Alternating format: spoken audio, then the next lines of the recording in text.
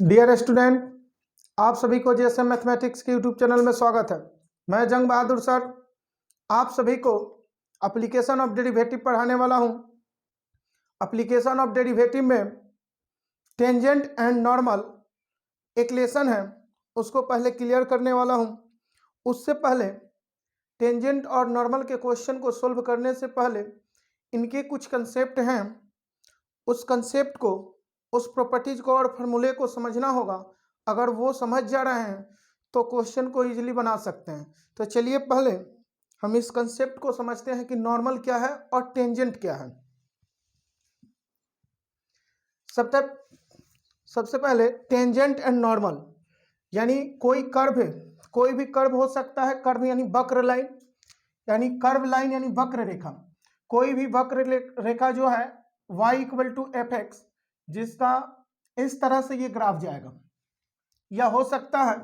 कि उसका इस तरह से भी ग्राफ जाए। तो यह ध्यान देना है कि किसी भी पॉइंट के, कर्व के किसी भी एक बिंदु पर अगर कोई स्पर्श रेखा खींची जाए, जैसे ये वाला स्पर्श रेखा हुआ, ये जो लाइन है वो स्पर्श रेखा यानी जिसको टेंजेंट हम लोग बोलते हैं, और उसी पॉइंट पे अगर टेंजेंट के साथ 90 डिग्री के कोण पर एक लाइन खींचा जाए तो उसको हम लोग नॉर्मल बोलते हैं। तो ये हमारा टेंजेंट हुआ और ये नॉर्मल हुआ। ये ब्लू लाइन जो है नॉर्मल लाइन है, और ये जो है ब्लैक लाइन वो टेंजेंट लाइन है। और ये जो टेंजेंट और नॉर्मल एक ही पॉइंट से पास कर रहा है, यानी इसका पासिंग पॉइंट जो है आपको P है, यानी जिसका कोऑर्डिनेट x1 और y1 दिया गया है। यहां देखिए कि ये एंगल जो है, ये एंगल जो थीटा बन रहा है वो पॉजिटिव एंगल है, क्योंकि कभी भी एंटी क्लॉकवाइज हम एंगल को बनाते हैं, यानी एंगल को एंटी क्लॉकवाइज बनाते हैं। यानी ये इसको बैक कीजिएगा तो यहाँ अगर एक्स एक्सिस के साथ मिलेगा तो ये पॉजिटिव एंगल थीटा हो गया। तो अगर आपको स्लोप चाहिए तो यहाँ से अगर आप नॉर्मल डाल दीजिए एक और नॉर्मल एक्स एक्सिस पे इस पॉइंट से, तो ये आपको परपेंडिकुलर हो जाएगा, ये बेस हो जाएगा और ये हाइपोटेनस हो जाएगा। तो टेंजेंट क्या होता है, यानी स्लोप ऑफ द टेंजेंट, यानी टेंजेंट की ढाल। ढाल का मतलब हुआ कि ये कितना डिग्री का एंगल बना रहा है। तो यहाँ देखिए कि slope of the tangent equal to tan theta, और टेन थीटा के लिए आप जानते हैं कि टेन थीटा के लिए ये लंब, यानी ये जो पासिंग पॉइंट है, आपको पासिंग पॉइंट यानी ये y1 है और ये जो है आपको x1 है ये।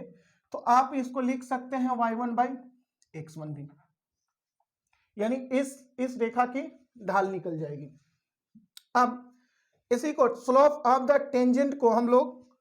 dc of y with respect to x भी बोलते हैं, यानी dy by d x equal to tan theta और इक्वल टू m, जिसको हम लोग m से रिप्रेजेंट करते हैं।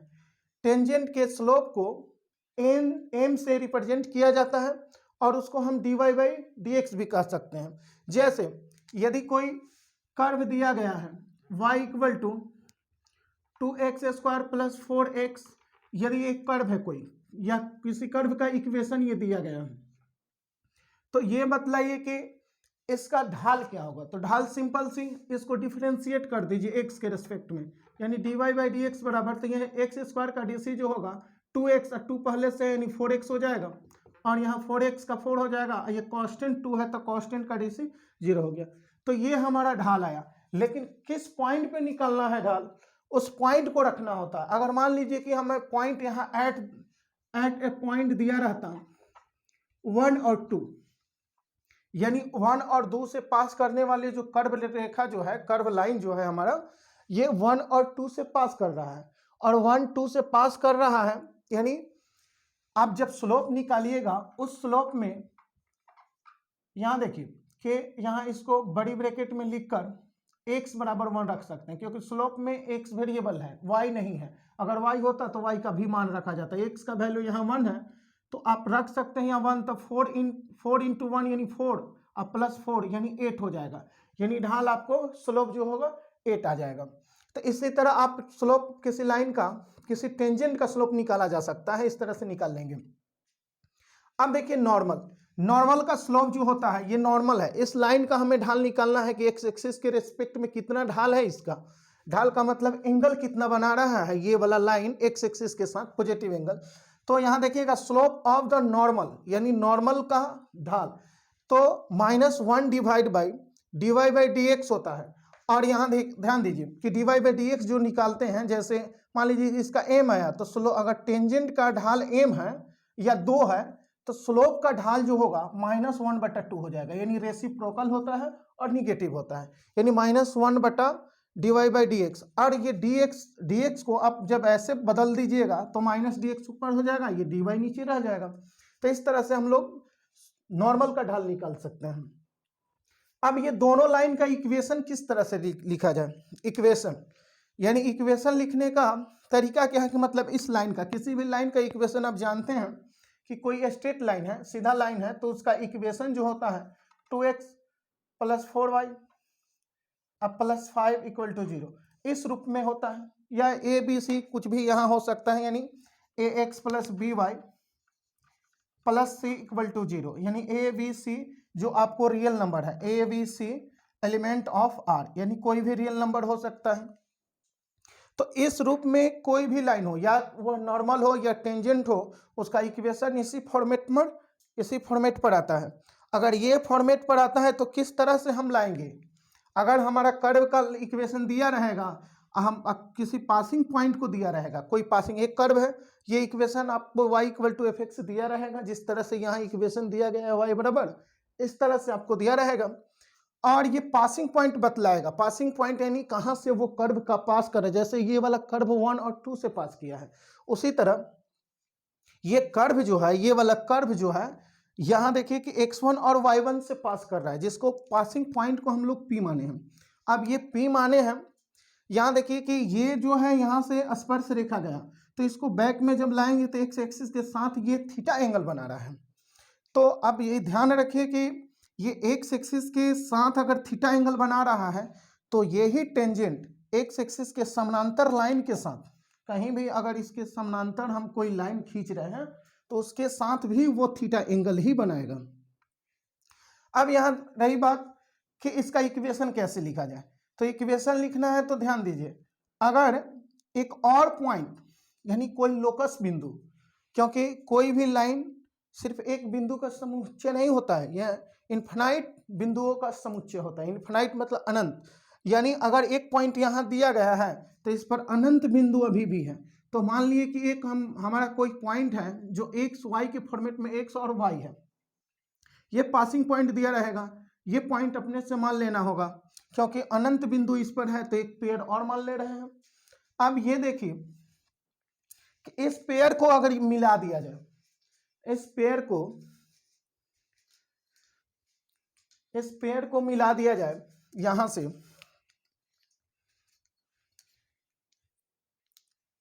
ये वाला लाइन यानी P से Q को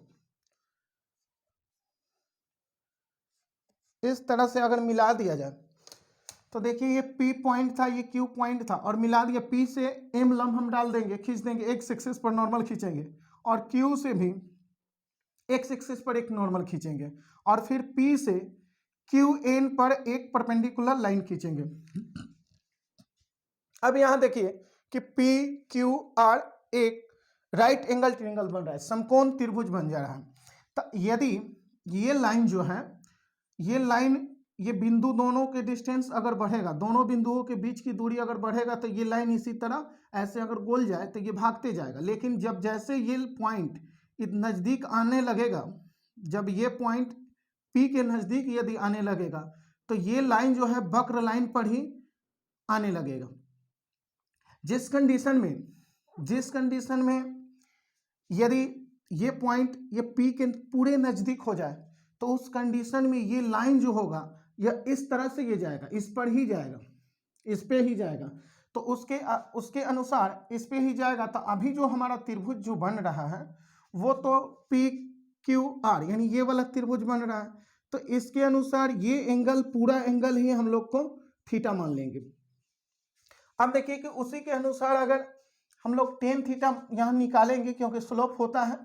तो टेन थीटा का मान हम लोग जो निकालते हैं वो आपको क्या आएगा, तो यहाँ देखिए यहाँ से यहाँ तक की दूरी अगर y हो, x हो, तो यहाँ तक x है और ये दूरी आपको x1 है, तो ये दूरी पूरा क्या बचेगा x में से, यानी पूरा दूरी में से ये x1 माइनस कर देंगे, यानी ये आएगा, तो ये जितना आएगा उतना ही ये आएगा, x minus x1, x minus x1। अब देखिए कि ये पूरा दूरी यहाँ से यहाँ तक पूरा हाइट जो है आपका ये y है, तो यदि ये y है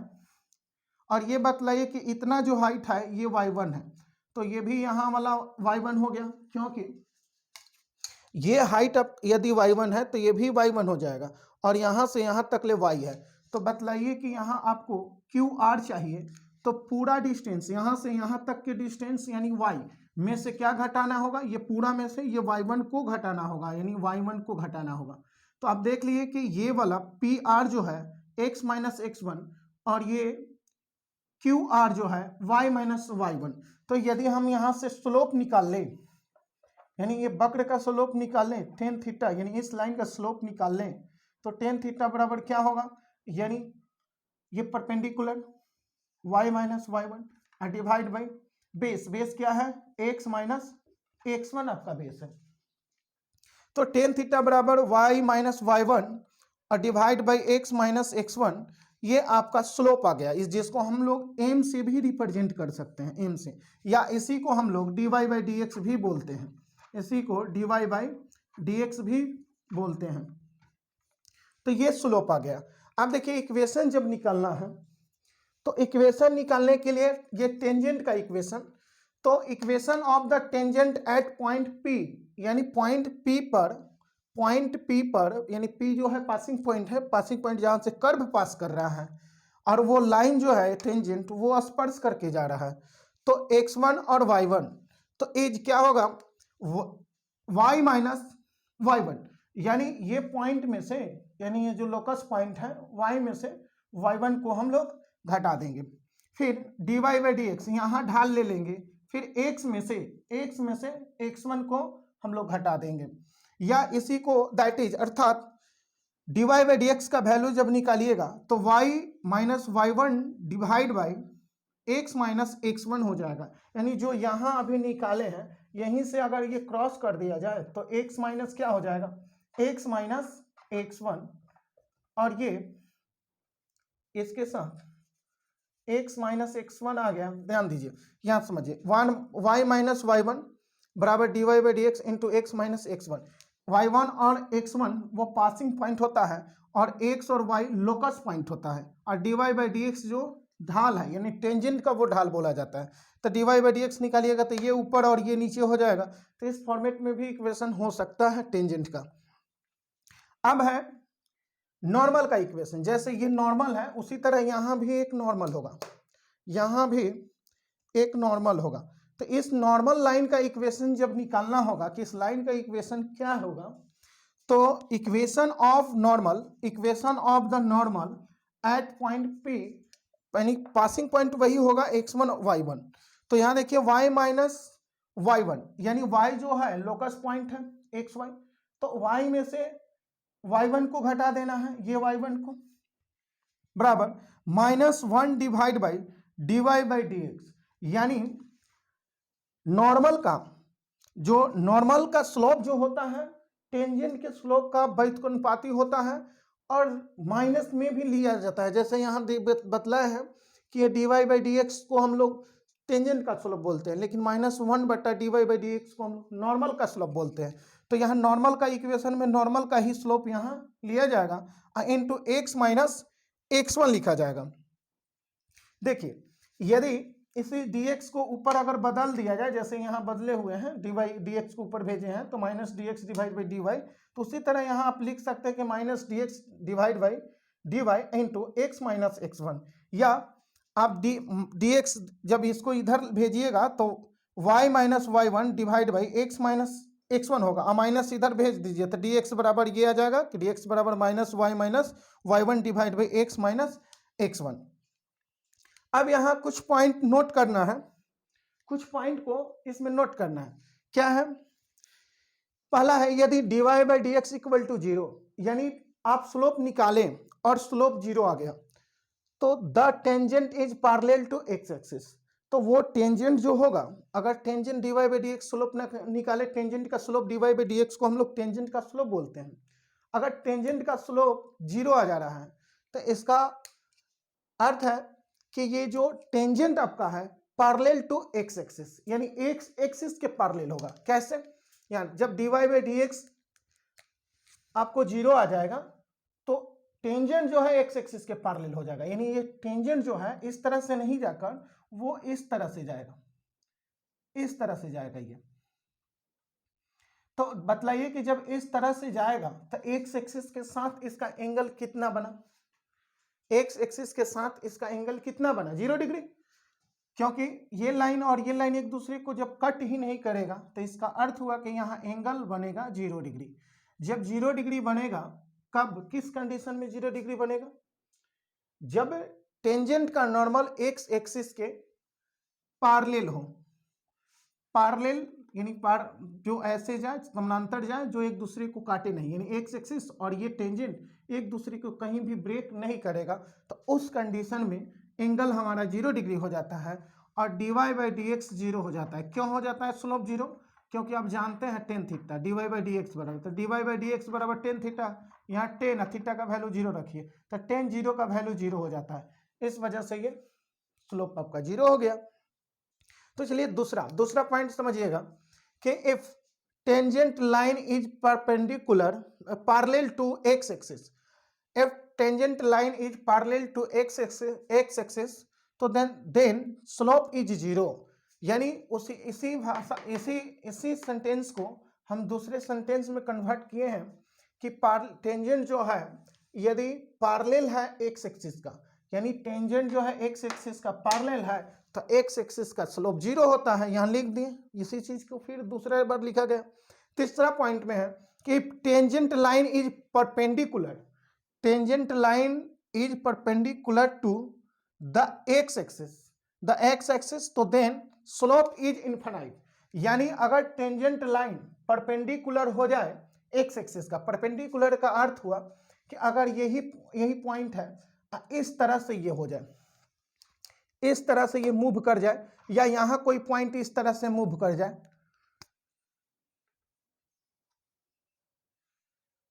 तो इस कंडीशन में अगर ये देखिए ये लाइन जो है और ये ग्राफ जो ऐसे घूम जाएगा, ये मूव करेगा इस तरह से, ऐसे हो जाए। रुकिए मिटा दे रहे हैं इसको। अगर स्क्रीनशॉट लेना है तो स्क्रीनशॉट ले सकते हैं, इसको मिटा रहे हैं इसको। हाँ समझिएगा। थर्ड नंबर क्वेश्चन जो है, थर्ड नंबर जो पॉइंट है तीसरा, if tangent line is parallel perpendicular to x axis, तो अगर कोई कर्व ऐसे जाए और यहाँ कोई टेंजेंट लाइन स्पर्श रेखा इस तरह से खींचा जाए, तो ये जो आएगा वो एक्स एक्सिस पे ही आएगा। ये y है, y डैश है, ये x डैश और ये x है। तो ये वाला देखिए कि यहाँ कोई पॉइंट है, यहाँ से ये इस पास कर रहा है लाइन, ये जो लाइन है यहाँ से पास कर रहा है, तो अभी ये टेंजेंट जो है एक्स एक्सिस पर परपेंडिकुलर हुआ,